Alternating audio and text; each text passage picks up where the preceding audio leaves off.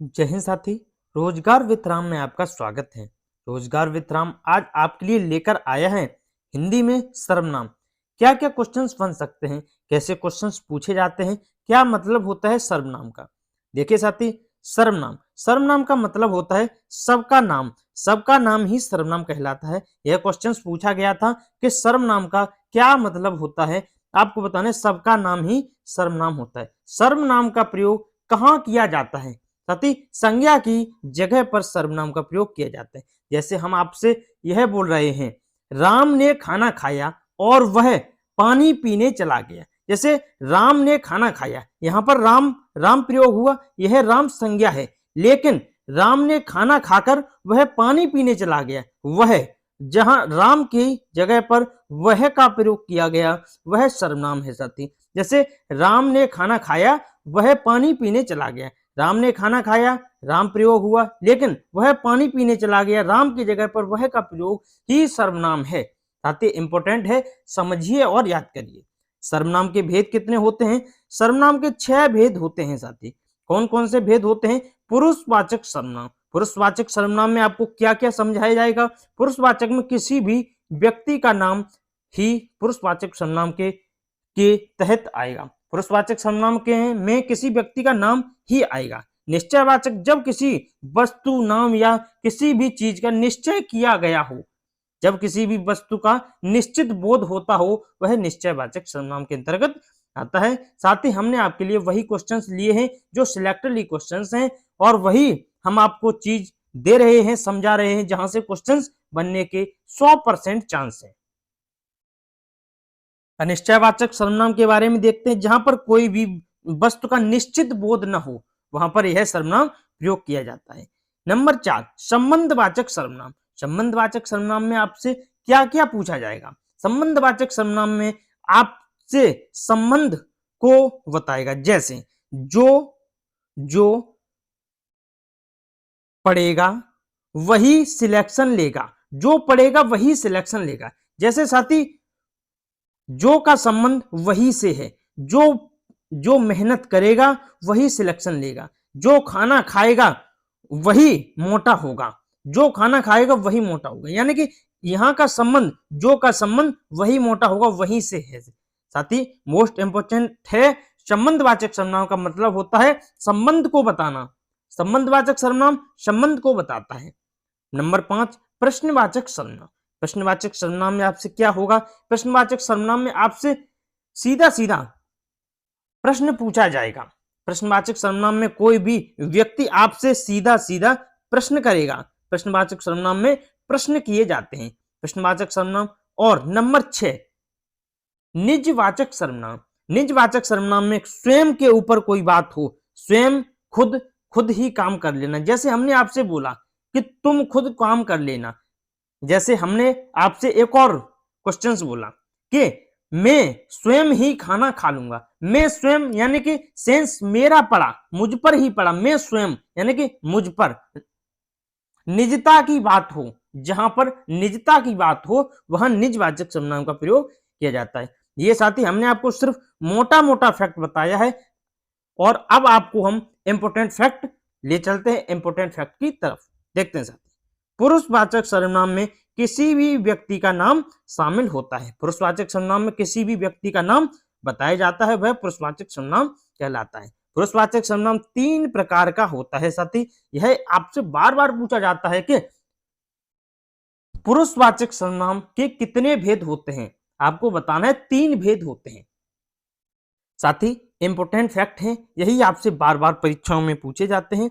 ऐसे ही क्वेश्चंस छांटने का जो माइंड सेट है, हमें क्वेश्चंस को छांटना कैसे, कैसे क्वेश्चंस को जानना चाहिए, कौन सा क्वेश्चंस हमारे लिए इंपॉर्टेंट है, कौन सा क्वेश्चंस यहां से बन सकता है, वही मैं आपको समझाने है।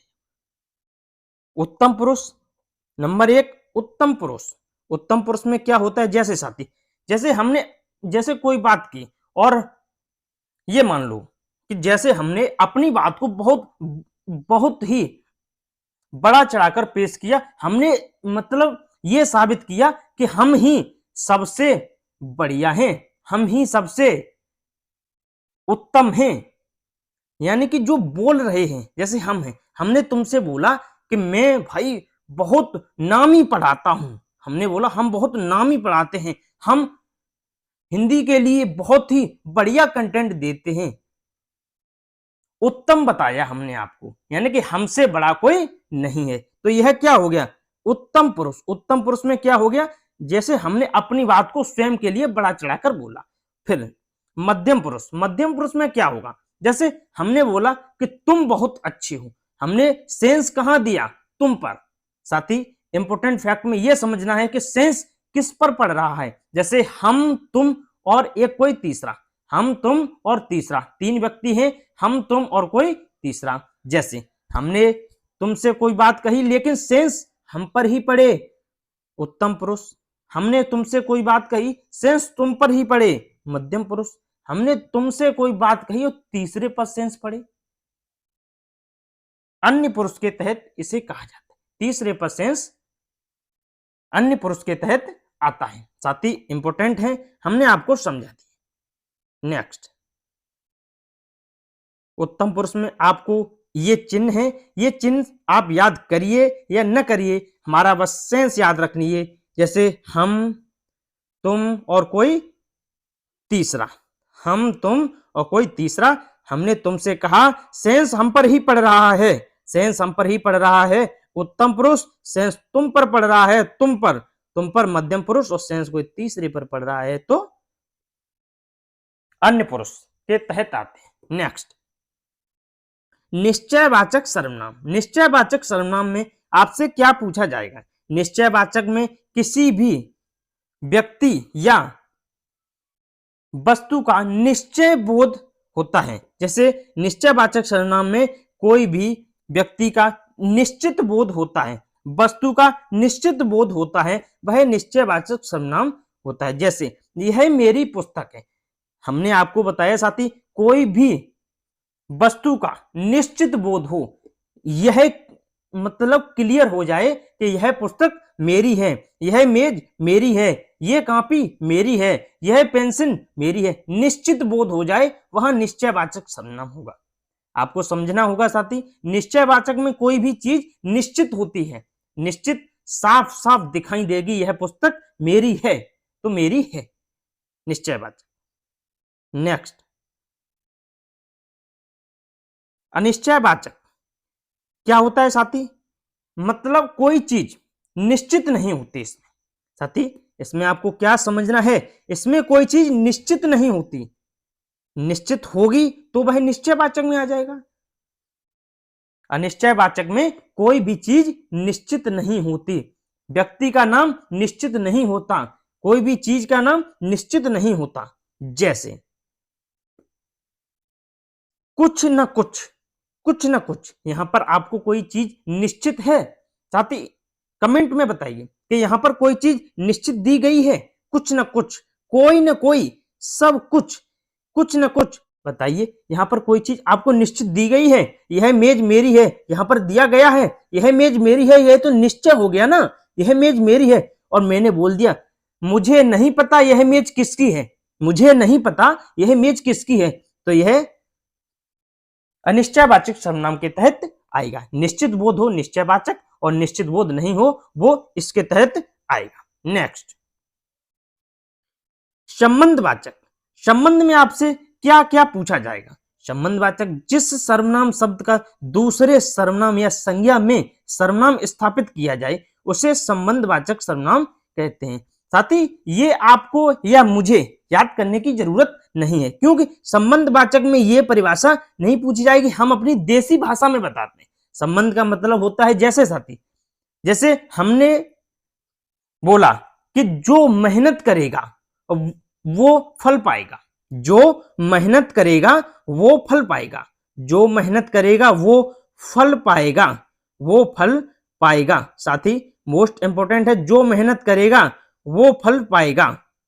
अब यहां पर जो का संबंध सो से है, जो मेहनत करेगा सो फल पाएगा।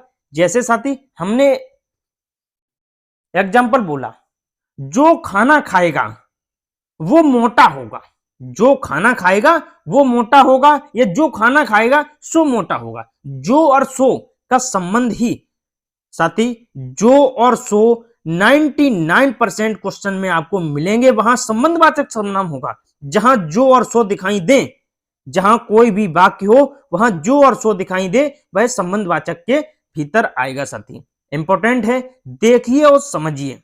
संबंधवाचक में एक दूसरे का दूसरे पर संबंध मालूम पड़ता है। जैसे फिर से समझिए साथी, जो जो मेहनत करेगा, जो मेहनत करेगा सो सो फल पाएगा। जो मेहनत करेगा सो फल पाएगा। जो का संबंध सो से, जहां जो और सो दिखाई दे वहां संबंधवाचक सर्वनाम होगा। इंपोर्टेंट है साथी, आपसे बार बार पेपर में पूछे जाने वाला क्वेश्चन है, यही आपको बार बार पेपर में मिलेंगे। आइए नेक्स्ट, प्रश्नवाचक सर्वनाम। प्रश्नवाचक सर्वनाम में इंपोर्टेंट क्या है साथी, यहां पर प्रश्न की बात होती है। यहां पर कोई भी व्यक्ति प्रश्न पूछता है, प्रश्नवाचक सर्वनाम में प्रश्न की बात होती है। जैसे प्रश्न की बात होती है, जैसे हमने आपको बताया कि दूध में क्या गिर पड़ा, दूध में क्या गिर पड़ा। हमने आपसे प्रश्न पूछा, अब हमारे प्रश्न का जवाब भी देना पड़ेगा कि दूध में क्या गिर पड़ा। जैसे कोई भी वाक्य का जवाब देना पड़े वहां प्रश्नवाचक सर्वनाम होगा। साथी जिस भी वाक्य का जवाब देना पड़े वहां प्रश्नवाचक सर्वनाम होगा। प्रश्नवाचक सर्वनाम में प्रश्नवाचक चिन्ह भी लगा होता है।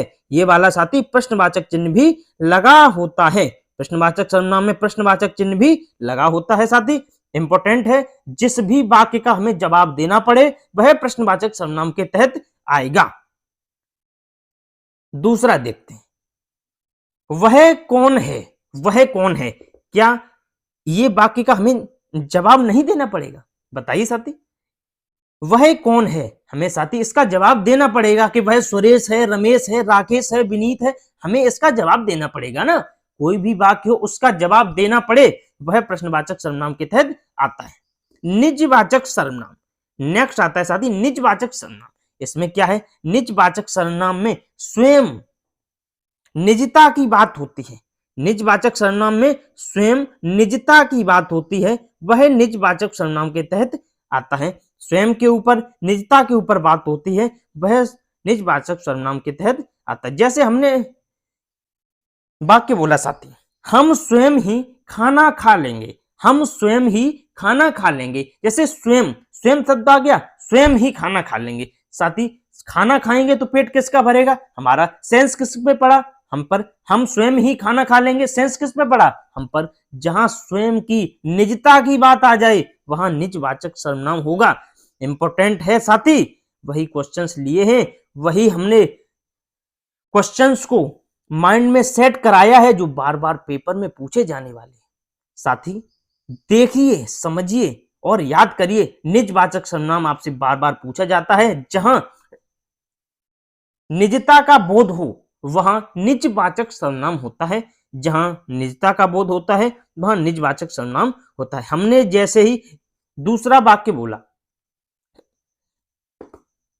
हम स्वयं ही गाड़ी से सैफई घूम आएंगे, हम स्वयं ही गाड़ी से सैफई घूम आएंगे। इसमें साथी स्वयं की बात हो गई, निजता की बात हो गई, जिसमें सेंस खुद पर पड़े। हम आपसे कोई बात बोल रहे हैं और सेंस हम पर ही पड़े, वह निजवाचक सर्वनाम के तहत आएगा। साथ ही इंपोर्टेंट ही मैंने क्वेश्चंस को आपको समझाया है। ऐसे ही जैसे पीडीएफ को डाउनलोड करना हो आपको तो रोजगार वित्राम टेलीग्राम चैनल से ज्वाइंट होइए, वहां पर आपको पीडीएफ मिलेगी और इंपोर्टेंट क्वेश्चंस की पीडीएफ भी मिलेगी। मोस्ट इंपोर्टेंट है साथी, देखिए, याद करिए। महत्वपूर्ण टॉपिक सर्वनाम है, सर्वनाम को समझिए। 1 से 2 क्वेश्चंस आपको बार बार पेपर में छपने वाले क्वेश्चंस हैं, वहां पर मिलेंगे। देखिए साथी, रोजगार वित्राम आपके साथ खड़ा हुआ है और हमेशा खड़ा रहेगा। मंजिल भी जिद्दी है, रास्ते भी जिद्दी है, देखते हैं कल क्या होगा, हौसले भी जिद्दी हैं। रोजगार वित्राम में आपका धन्यवाद।